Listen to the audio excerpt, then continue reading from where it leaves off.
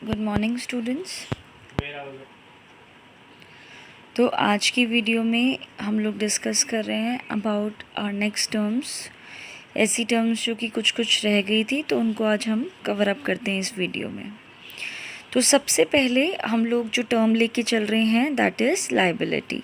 ठीक है, तो लायबिलिटी क्या होती है? ऐसी कोई भी अमाउंट जो कि आपको बाहर वालों को पे करनी है, pay to the outsider, in short हमें पे करनी है।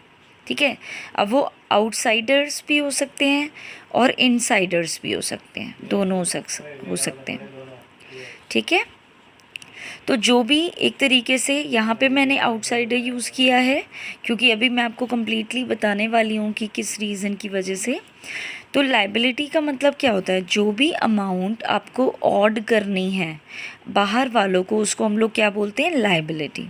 ठीक है, तो लायबिलिटी जो होती है, जैसे कि फॉर एग्ज़ाम्पल बाहर वालों को जो चीज़ देनी होती है, ऐसा पैसा जो आपका नहीं है, आपने किसी से ले रखा था तो इसलिए आपको एक तरीके से उनको पे करना है।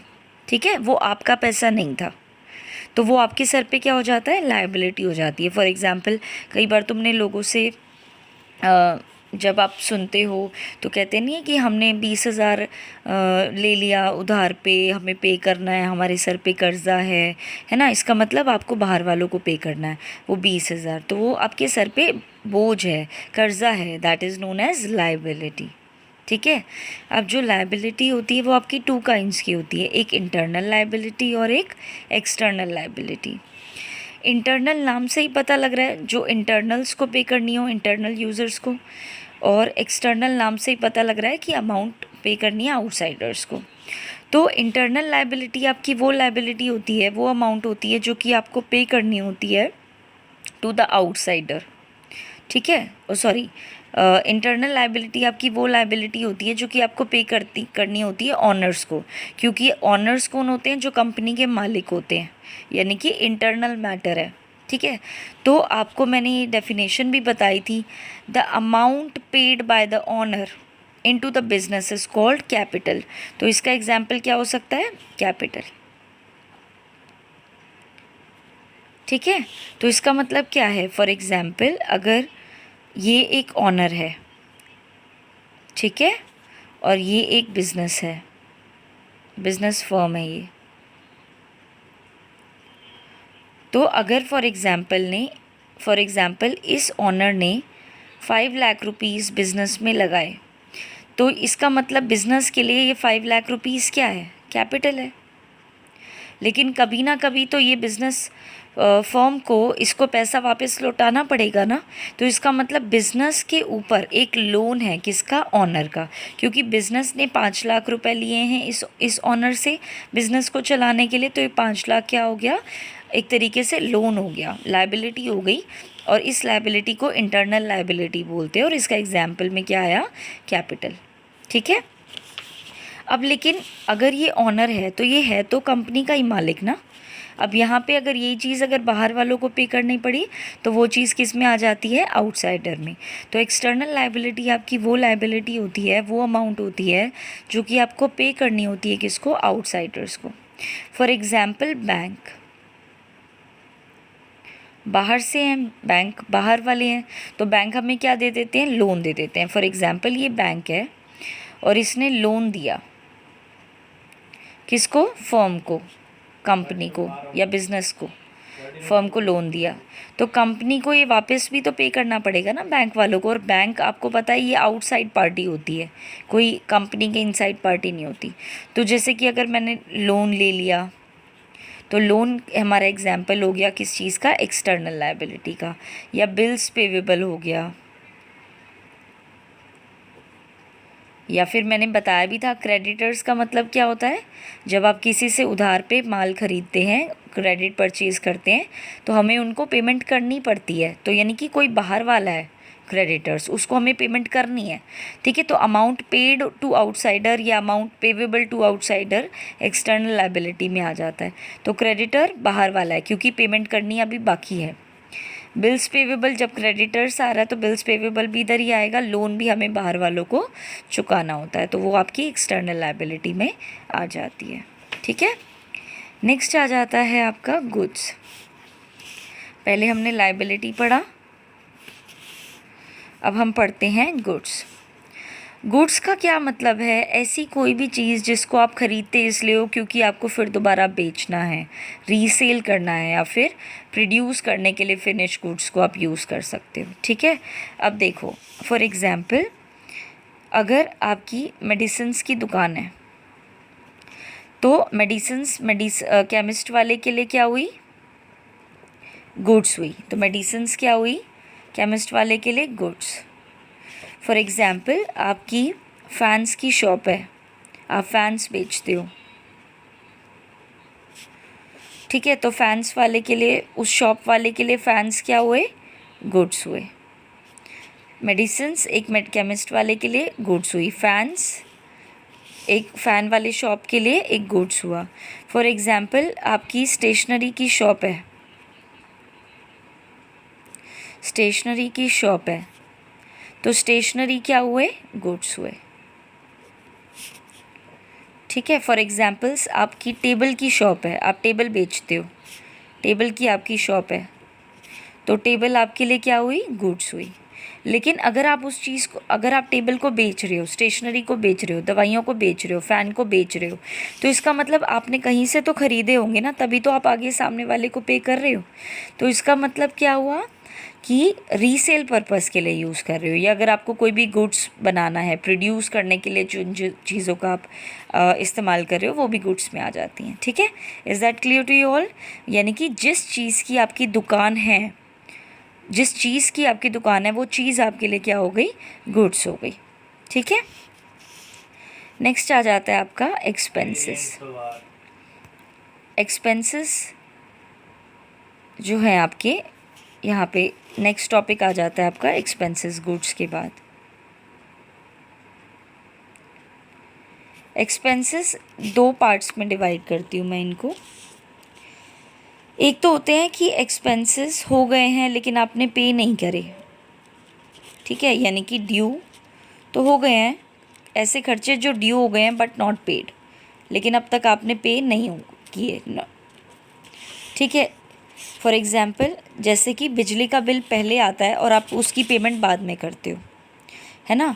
या फिर एक तरीके से कोई भी चीज़ ऐसी लगा लो जो एक्सपेंसेस पहले होते हैं लेकिन आपने पेमेंट नहीं करी।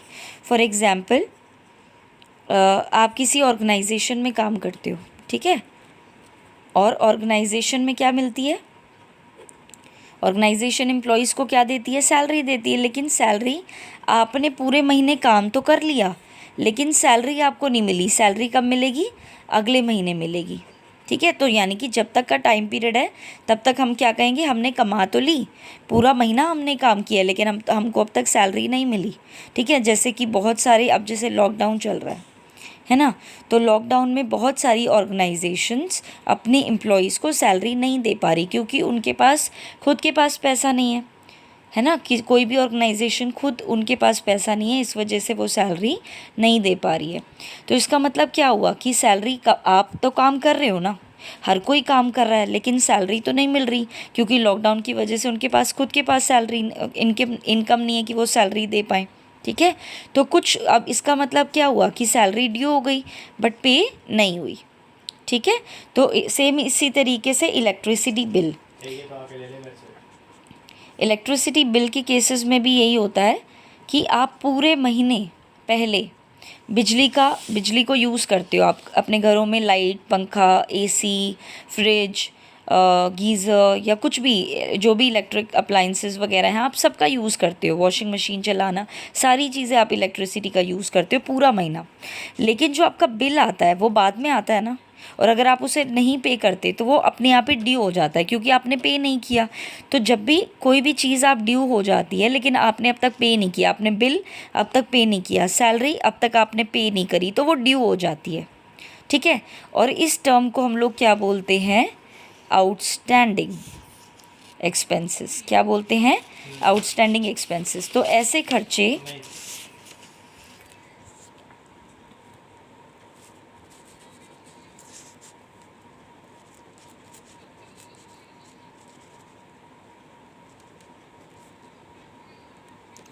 ठीक है, आउटस्टैंडिंग एक्सपेंसेस।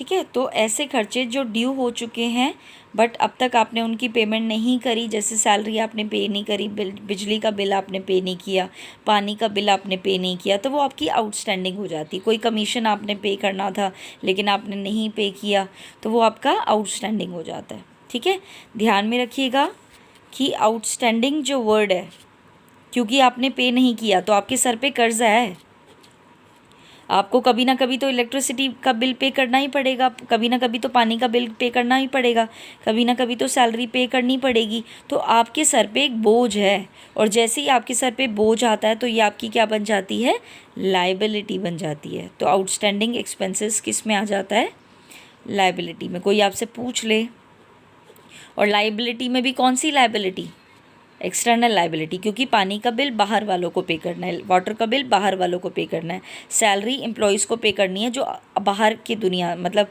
अपने घरों से आती है। तो एक्सटर्नल लाइबिलिटी में आउटस्टैंडिंग एक्सपेंसेस आता है।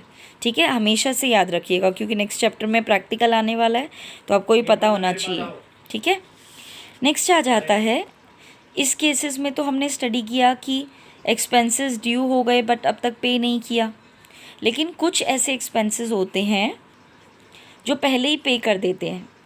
एक्सपेंसेस ऐसे होते हैं जिनको पहले ही पे करना पड़ता है, पेड इन एडवांस, पहले ही उनकी एडवांस पेमेंट करनी पड़ती है।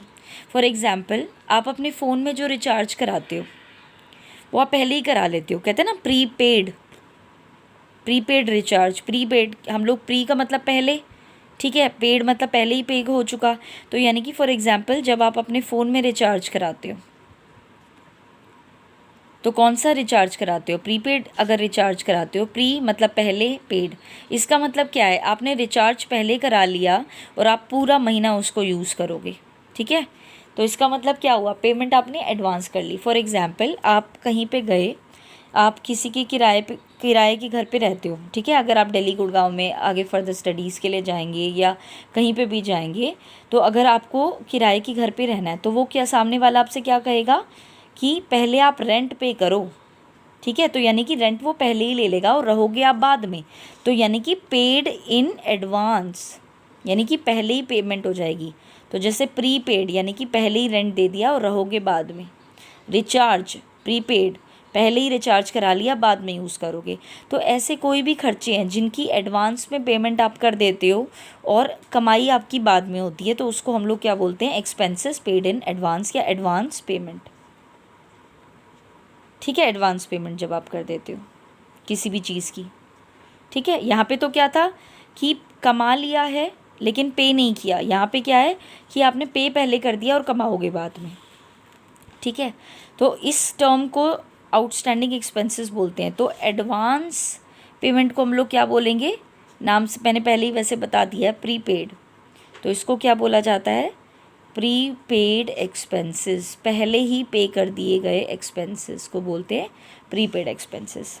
ठीक है, और क्योंकि दोनों बिल्कुल अलग हैं तो अगर ये लाइबिलिटी में जा रहा है तो ये कहाँ जाएगा, असेट्स में जाएगा। ठीक है, और असेट्स में भी कौन सी असेट में, करंट असेट्स में, क्योंकि असेट्स के 2 टाइप्स होते हैं, फिक्स्ड असेट्स और करंट असेट्स, तो ये करंट असेट्स में जाएगा। ठीक है, क्लियर है ये बात। तो ये हमारा एक्सपेंसेस वाला टॉपिक है कि अब तक अगर पे नहीं, ड्यू हो गया है, ठीक है, लेकिन अगर आपने पे नहीं किया, ठीक है, तो वो आपका आउटस्टैंडिंग हो जाता है, और अगर आपने पहले ही पे कर दिया तो वो आपका प्रीपेड हो जाता है। आउटस्टैंडिंग लायबिलिटी में आता है और प्रीपेड करंट असेट्स में आता है। ठीक है, तो ये वाले हमने कुछ टॉपिक पढ़े आज के लेक्चर में। लायबिलिटी मैंने आपको बता दिया, ऐसी कोई भी अमाउंट जो कि आपको बाहर वालों को पे करनी पड़ती है, that is known as liability. 2 types की होती है, इंटरनल मतलब इनसाइडर्स, एक्सटर्नल मतलब आउटसाइडर्स। इंटरनल्स में आ जाती है एग्जाम्पल जो आप ऑनर को पे करते हो, दैट इज़ कैपिटल अमाउंट। जैसे कि मैंने बोला Ram has started it's business with 5 lakh rupees. ठीक है, उस राम ने बिजनेस स्टार्ट किया तो राम ऑनर हो गया, तो 5 lakh rupees is your capital. Outsiders में क्या क्या आ सकता है, जैसे कि बैंक यानी कि लोन, बिल्स पेवेबल, क्रेडिटर्स, ये सारी अमाउंट। नेक्स्ट टॉपिक हमने पढ़ा था गुड्स, ऐसी चीज़ें जो आप रीसेल पर्पस के लिए यूज़ करते हो या फिनिश गुड्स बनाने के लिए यूज़ करते हो। जैसे कि कोई भी अगर केमिस्ट की शॉप के लिए दवाइयाँ गुड्स हो गई, एक फ़ैन वाली शॉप के लिए फैंस क्या हो गए, गुड्स हो गए। एक स्टेशनरी शॉप्स के लिए स्टेशनरी वाली जितनी भी आइटम्स हैं वो सारी गुड्स हो गई। एक टेबल की अगर आपकी शॉप है तो टेबल आपके लिए क्या हो गई, गुड्स हो गई। ये लेकिन ये जो टेबल आपने बेची वो किसी से तो खरीदी होगी, यानी कि खरीदी और फिर दोबारा बेच दी, यानी कि रीसेल कर दी। स्टेशनरी किसी से तो खरीदा होगा, पहले खरीदा और फिर दोबारा बेच दिया, यानी कि रीसेल कर दिया। ठीक है, नेक्स्ट आ जाता है एक्सपेंसेस। ये मैंने अभी अभी आपको बता दिया। Due but not receive outstanding है, लाइबिलिटी है, और अगर एक्सपेंसेस पेड इन एडवांस है तो दैट इज यू, और अगर एक्सपेंसेस पेड इन एडवांस है तो वो आपका प्रीपेड एक्सपेंसेस में आ जाता है। इसका नाम होता है आउटस्टैंडिंग एक्सपेंसेस और इसका नाम होता है प्रीपेड एक्सपेंसेस। प्रीपेड जाता है करंट असेट्स में, वाइल आपका जो आउटस्टैंडिंग एक्सपेंसेस है वो जाता है आपका लाइबिलिटी में, एक्सटर्नल लाइबिलिटी, और ये जाता है करंट असेट्स में। ठीक है।